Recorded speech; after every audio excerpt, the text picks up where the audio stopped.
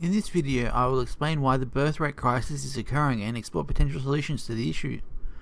Causes of the birth rate crisis. The primary cause of the birth rate crisis is the accumulation of mutations in the gene pool. This is a natural process. This natural process appears to discourage reproduction as the human superorganism instinctively seeks to minimize mutation rates. Individuals with higher mutational loads tend to have fewer children than those with lower mutational loads. Additionally, individuals with few mutations are often more religious, suggesting that religion may play an adaptive role in promoting family formation and societal stability. The second significant factor is economic. Raising a family has become increasingly expensive, making it difficult for many people to consider having children. However, economic hardship alone is unlikely to be the primary cause of low birth rates, as humans have historically reproduced even in much harsher conditions in modern society. Potential solutions.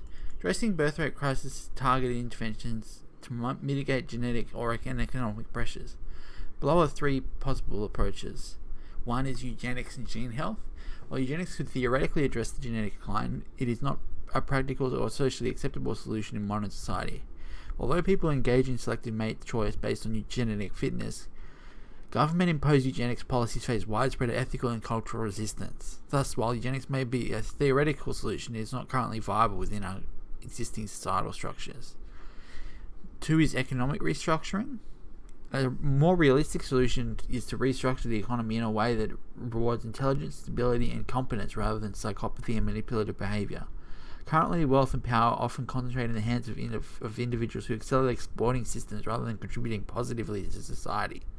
Psychopathy is often associated with higher mutational loads, which allows individuals with weak genetic foundations to manipulate their way into power. One way to mitigate this is through widespread fMRI screenings to identify and remove psychopaths from influential positions. By ensuring that economic success is tied to meaningful contributions rather than exploitative behavior, more well-adapted individuals would have the financial stability to start families, while those less suited for reproduction would struggle to do so. And three is pharmaceutical intervention. Another possible approach is the use of mGlu2 agonists, which decrease neuroticism and improve mental stability. By increasing emotional resilience and reducing anxiety, these drugs will lead to more stable relationships and greater willingness to start families. Additionally, they may influence female mate selection, encouraging the choice of stable, hard-working partners over those with superficial traits. Over time, this could improve the genetic health of future generations and foster a more stable society. The core of the issue: stability versus chaos.